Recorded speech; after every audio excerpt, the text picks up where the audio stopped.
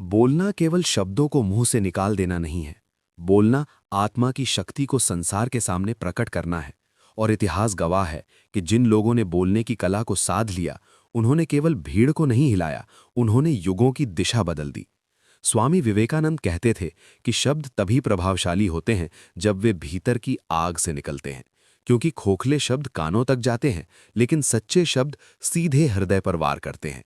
और जिस दिन कोई व्यक्ति अपने विचारों को निडरता, स्पष्टता और आत्मविश्वास के साथ व्यक्त करना सीख लेता है, उसी दिन से वह साधारण नहीं रहता, वह नेतृत्व की श्रेणी में प्रवेश कर जाता है। आज दुनिया में असफलता का सबसे बड़ा कारण अज्ञान नहीं है, बल्कि अभिव्यक्ति की कमी है। लोग जानते बहुत कुछ है, लेकिन कह नहीं पाते।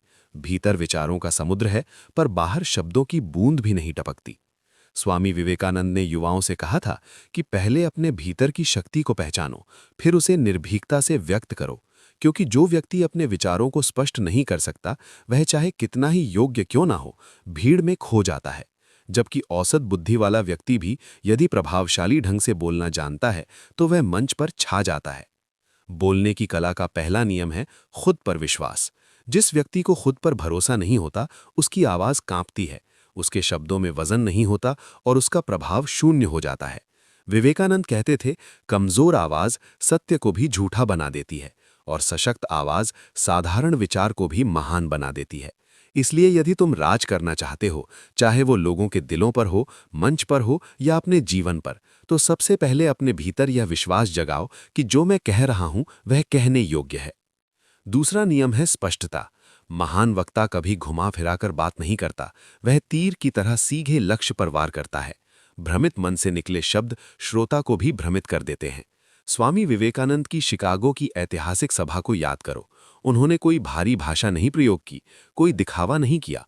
उन्होंने बस sisters and brothers of America कहा और पूरा सभागार तालियों से गूंज उठा, क्योंकि उनके शब्दों में सत्य था, सरलता थी और आत्मा की शक्ति थी।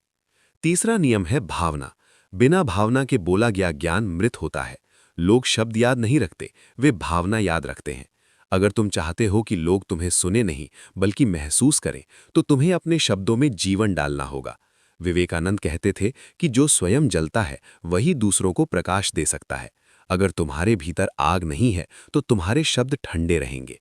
चौथा नियम है निडरता। डर सबसे बड़ा शत्रु है वक्ता का। डर कि लोग क्या कहेंगे, डर की गलती हो जाएगी, डर की मजाक उड़ाया जाएगा। विवेकानंद ने स्पष्ट कहा था, डर पाप है। जो डर कर बोलता है वह कभी प्रभाव नहीं छोड़ सकता। याद रखो, मंच पर खड़ा व्यक्ति उस क्षण अकेला नहीं होता, उसके साथ उस